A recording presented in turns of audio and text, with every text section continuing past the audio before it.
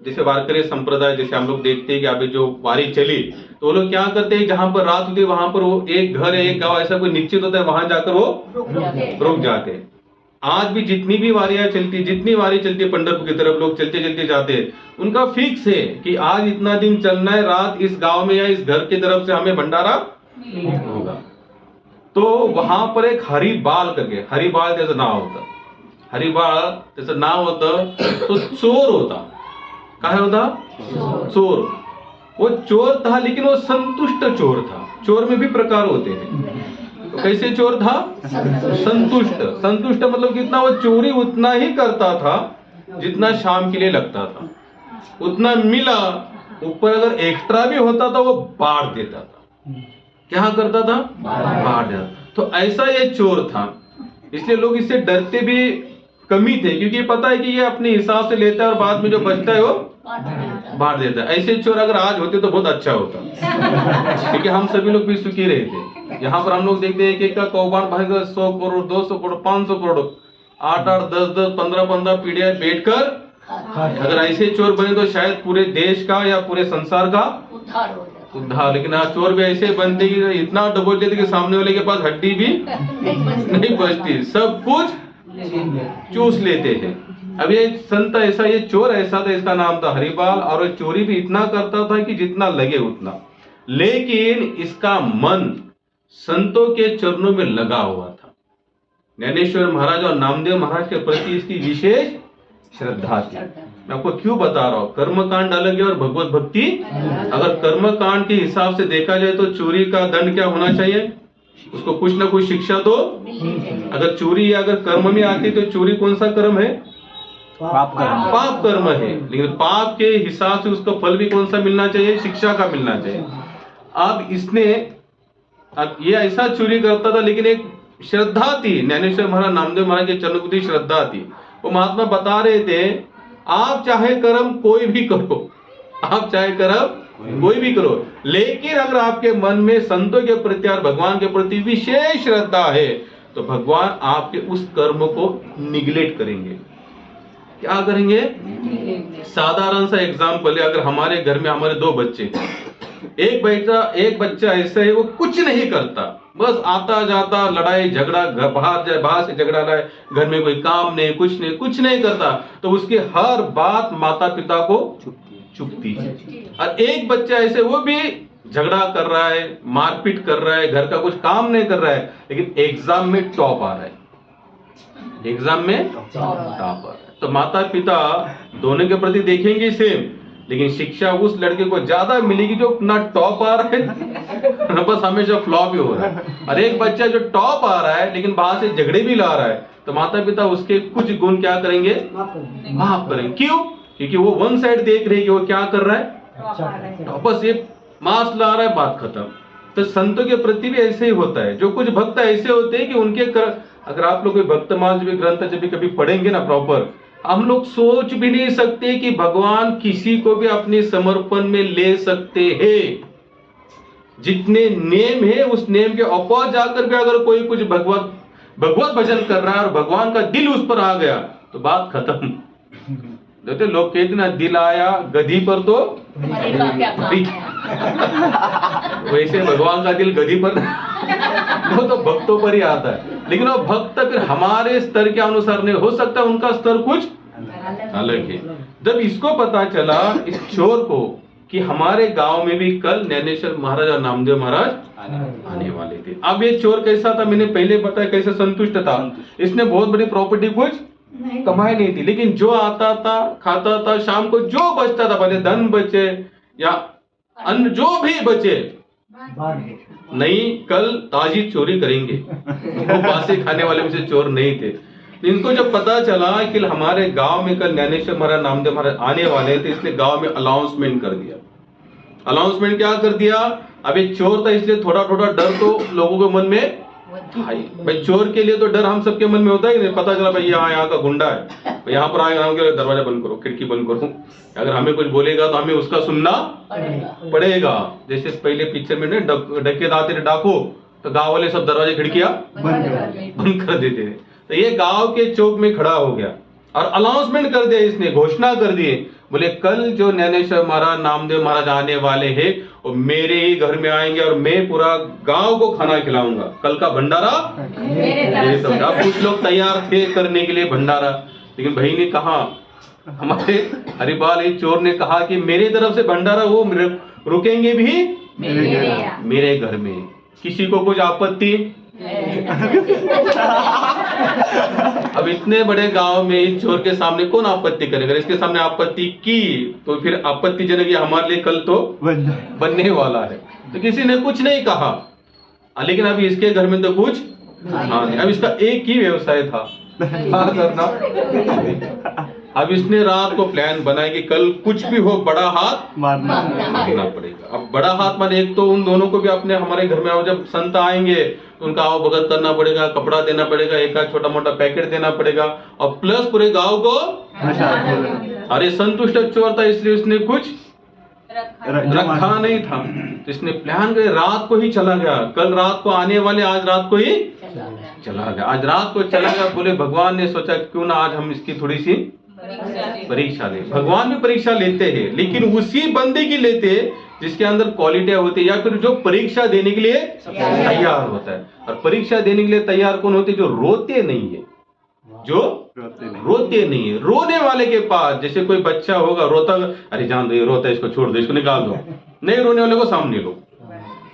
पूरे संसार का यही सिस्टम है, रोने वाले को सुनने वाले के लिए यहाँ पर किसी के पास टाइम नहीं है। और जो कुछ लड़ाई झगड़े करने वाले, कुछ जो फेस करने वाले, उसी को हम आगे लेते, चलो भैया तुम आगे, तुम्हारे अंदर बल।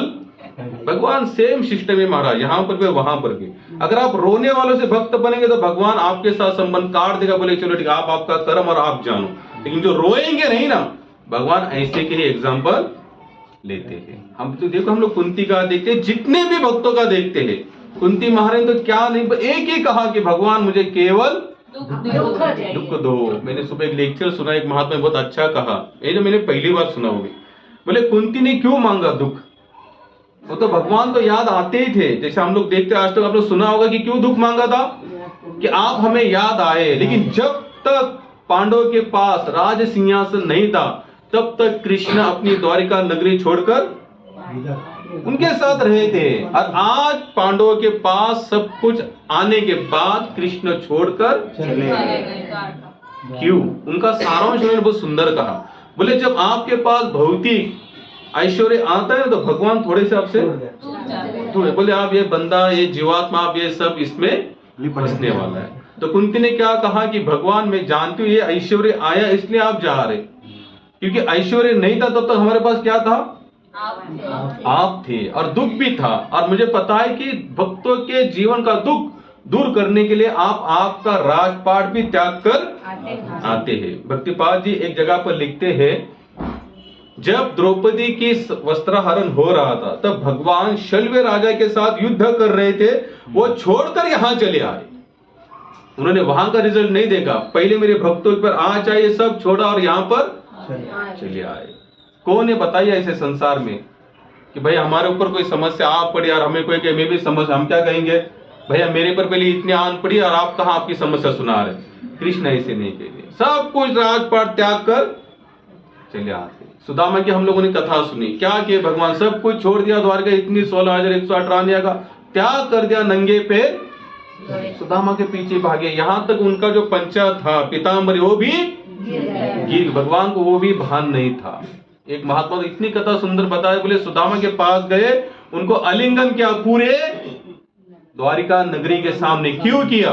क्योंकि जब सुदामा द्वारिका नगरी में आए, जब सुदामा ने कहा था कि कृष्ण मेरे मित्र है, ये सुनने के बाद किसी भी द्वारिका वासियों ने विश्वास क्यों नहीं किया?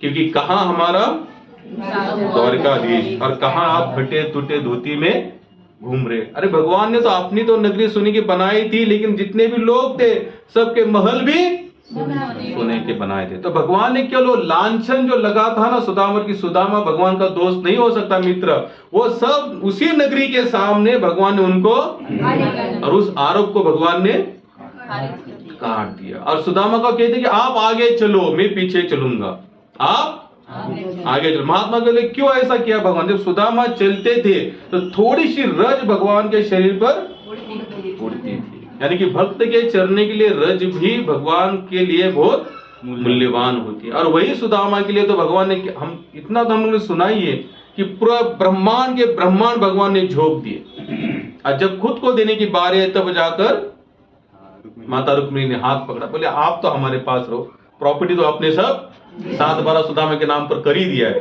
और ऐसे 7/12 ने ब्रह्मांड का 7/12 इतना सब कुछ भगवान ने क्या किया, दे दिया। क्यों? केवल और केवल प्रेम के लिए। किस लिए? प्रेम। यहाँ प्रेम का ही बंधन हो सकता है, यहाँ और कोई बंधन नहीं। ठीक है, हम जो नेम से कर ये करना भी चाहिए। कभी कभी हम लोगों को लगता है हम कुछ भी करें प्रेम हो सकता है, कभी नहीं हो सकता। जब त्यागने की बारी आई, वहां पर अगर आप 100% समर्पण हो जाते हो, फिर चाहे हमारा पूरा अस्तित्व नष्ट क्यों ना हो जाए, वो हो सकता है प्रेम, वो हो सकता है। जब गोपियां चली गई तो भगवान वहां पर स्त्री धर्म का उनको क्या बता रहे हैं, निरूपण कर रहे हैं। कृष्ण गोपियों को स्त्री धर्म का निरूपण कर रहे हैं और बता रहे हैं कि आप स्त्रियां हो, आप इस तरह से आएंगे तो बाद में आपको आपके घर में कदम रखने को नहीं देंगे। तो गोपियां क्या कहती, चलेगा। क्या कहती है, हम में से कितने लोग ये चलेगा कहेंगे, और फिर हम करेंगे, हम कुछ भी करें सेवाएं, नहीं हो सकता, हमको नेम से ही रहना पड़ेगा। इसे कहते हैं वैदिक भक्ति। कौन सी भक्ति? जैसे हमको सुबह उठना है, 16 माला करना है, नहाना है, भगवान को वही भोग लगाना है, जो जमीन पर ना गिरेंगे। सुचिरभूत अवस्था से हमारे यहाँ पर शुरुआत होगी, फिर आगे आगे एक एक स्टेज हम लोग आगे, लेकिन पहली भक्ति हमारी वैदिक भक्ति होने, नेम के अंडर में रहकर। नेम तोड़कर हम लोग यहाँ पर, या तो फिर उतना भाव होना चाहिए तो फिर वो पॉसिबल है। अभी इस हरि बाल ने तो पूरा अनाउंसमेंट कर दिया है, रात को ही जाकर बैठा, और बैठने के बाद अब क्या सोच रहा है, नहीं, वो भाई डकैत तो करता था जंगल में बैठकर, ऐसे नहीं जाता, क्योंकि इसको क्या पता कि कहाँ है कहाँ नहीं है। ये रोज के अड्डे पर जाकर बैठ गया, ये जहां पर रोज जाकर चोरी करता था, और भगवान ने यहाँ पर सोचा क्यों ना आज हम इसकी परीक्षा लेंगे। अब ये मनी मन प्रार्थना कर रहा है कि भगवान, क्या प्रार्थना होगी, भगवान बड़ा मालदार आ जाए। प्रार्थना क्या कर रहा है भगवान, कोई बड़ा मालदार आ जाए जिससे मैं कल पूरे गांव को भंडारा खिलाओ और ज्ञानेश्वर और नामदेव महाराज की सेवा मेरे हाथों से हो सके। देखो चोरी का थीम क्या है, उसका कंसेप्ट क्या है, चोरी, लेकिन चोरी के पीछे का लक्ष्य क्या है, संत सेवा, भगवान की सेवा, भगवत सेवा। अब रात दिन बैठा रहा, कोई नहीं आया वहां पर। अब तो इसका चिंतन, और जब हमें कोई चीज मिलती नहीं ना, तो हम भगवान को और आर्त भाव से भगवान को पुकारते हैं। किस भाव से? आर्त भाव से। द्रौपदी ने पहले दोनों हाथों से पकड़े, नहीं आए, एक हाथों से पकड़े, नहीं आए, मुंह के दांतों में उन्होंने साड़ी को पकड़ा द्रौपदी ने, फिर भी नहीं आए। जब उसने पूरी तरह से निर्बल का मतलब होता है कि आप में हार चुकी हुई कृष्णा, अब आपके बल के सिवा और दूसरा कोई बल मुझे नजर नहीं आ रहा। सबको आवाज देके भीष्म, द्रोणाचार्य, 5 पांडव, 10,000 हाथी वाला बल वाला भीम भी वहां पर था, लेकिन कोई, तो उसने सोचा कृष्ण की सेवा, तब जाकर कृष्ण आएंगे, हम लोगों के लिए भी आएंगे, लेकिन कब? सब छोड़ दो, उस पर कुछ मत रखो। भगवान ने अगर सब कुछ ले भी लिया तो भी उसको एक ही बोलना, धन्यवाद कृष्णा।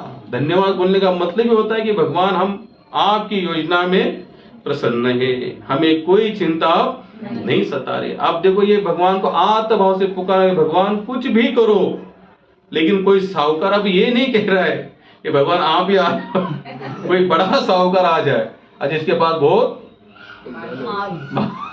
माल हो।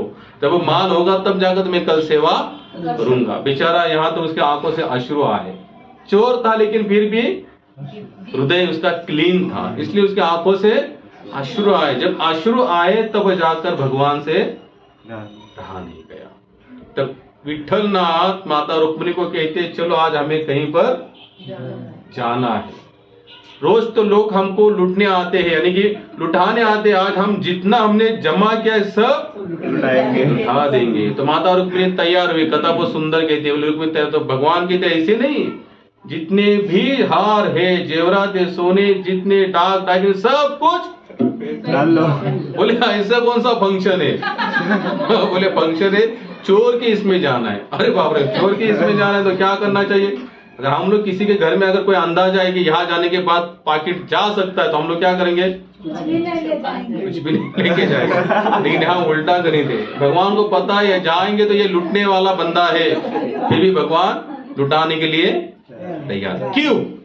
केवल एक प्रेम का संबंध बन चुका था वहां पर। कौन सा संबंध? प्रेम का। माता रुक्मिणी को भगवान ने पूरी तरह से सजाया धजाया और एक बूढ़े साहूकार का स्वरूप लिया।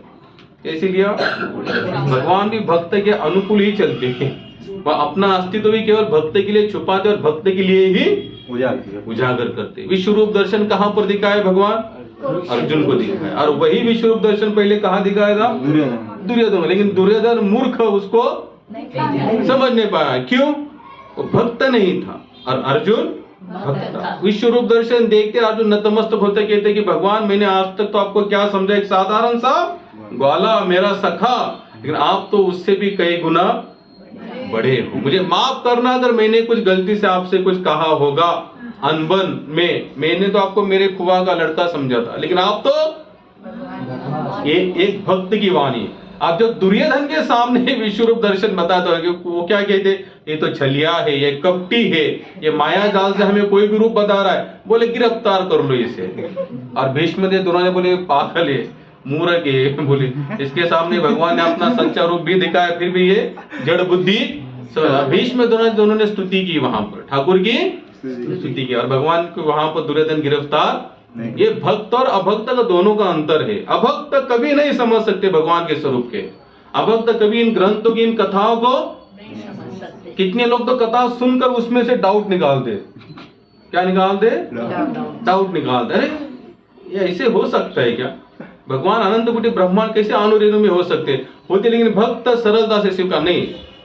शास्त्र कहते हैं, आचार्य कहते हैं, संतगण कहते, तो फिर हे हमें वहां पर तर्क कुतर्क नहीं करना है। और तर्क कुतर्क करने से हमारे हाथ में कुछ क्या आएगा बताइए हमारे हाथ में? आप किसी चीज, आप केवल भगवान पर तर्क करो, कुतर्क है या नहीं है, क्या मिलेगा? जिसने हे करके स्वीकार किया उसको आनंद आएगा, वो बिंदास होगा। पहली बात तो क्या होगा? वो बिंदास होगा। आप लोग देखना कि भगवान भक्त के अंदर पूरी तरह से क्या होती है?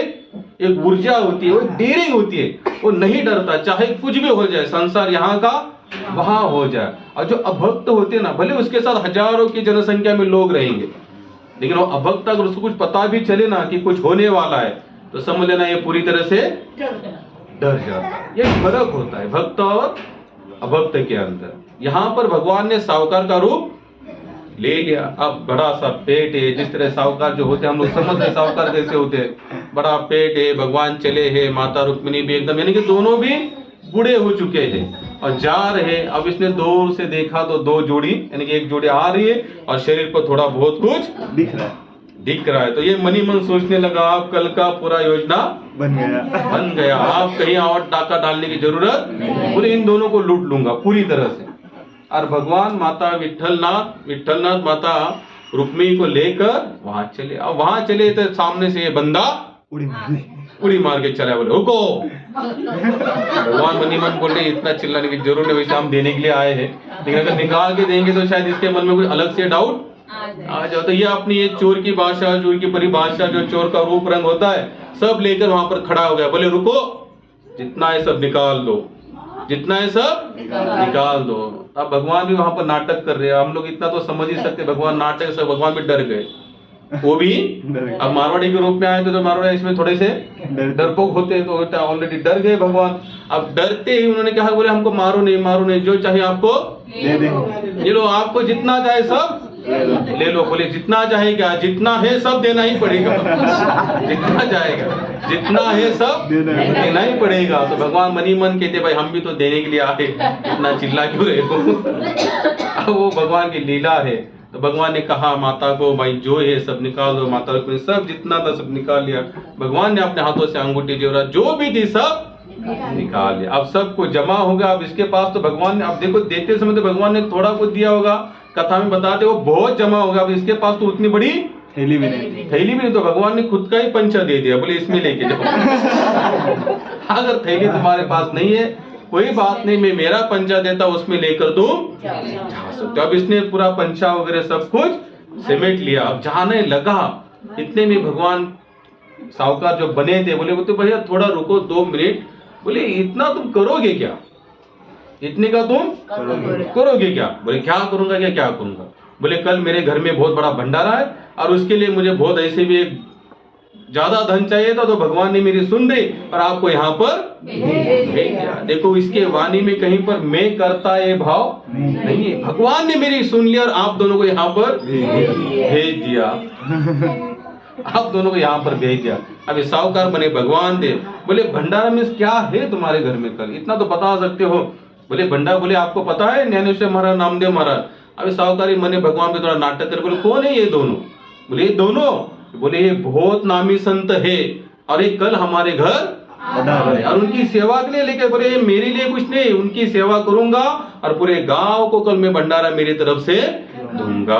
और ऐसे संत के चरण मेरे घर में लग रहे, यही मेरा भाग्य है। अब यहाँ साहूकार भगवान रूप ऐसे बता रहे कि जैसे इनको ज्ञानेश्वर महाराज, नामदेव महाराज के प्रति कुछ पता ही नहीं है। बोले इतने नामी संत हमें पता नहीं? बोले आप तो बस पैसे कमाने के चक्कर में लगे हो, व्यास पे व्यास खाना जानते, आपको कहाँ पता होगा ये सब? बोले आप तो धनवान लोग हो, धन के पीछे भागते हो। तो भगवान वहां पर अपनी माया देवी से उसके भी मुखारविंद से कुछ ऐसी बातें कर रहे, क्योंकि भगवान ने आगे एक योजना रखी थी। तो बोले ठीक है, बोले मेरी एक बात है। बोले साहूकार उसको कह रहे कि एक बात है कि उस बात को स्वीकार करोगे? बोले क्या बात है? बोले क्या उन दोनों का दर्शन मुझे हो सकता है? क्या कह रहे भगवान, क्या उन दोनों का दर्शन मुझे हो सकता है? पूरा जीवन तो मैंने पैसे कमाने में और पैसे गंवाने में लगा दिया, अब तुम कह ही रहे हो कि इतने बड़े संत हो, क्या एक क्षण के लिए हमें दर्शन होगा?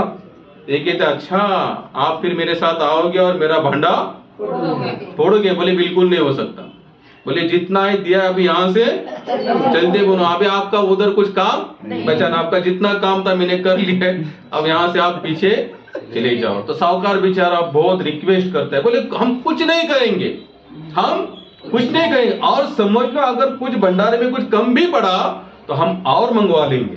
अरे क्या कहा यहाँ पर भगवान ने, अगर कुछ कम भी पड़ा तुमको दान करने में, भंडारे में कुछ कम भी पड़ा तो मैं तुमको वचन देता हूं, मैं बहुत बड़ा साहूकार हूं, मैं और हमारे घर से, हमारे गांव से, जहां तहां से मैं और धन मंगवा लूंगा, लेकिन भंडारे में एक कमी नहीं आने दूंगा। अब इस तरह से कहा तो इसके मन में थोड़ा सा भाव भाई, देखो जब सकारात्मकता भूमिका कहीं से बनती है ना, तो हमारा भाव भी चोरों के प्रति भी बन जाता है, बनता है कि नहीं?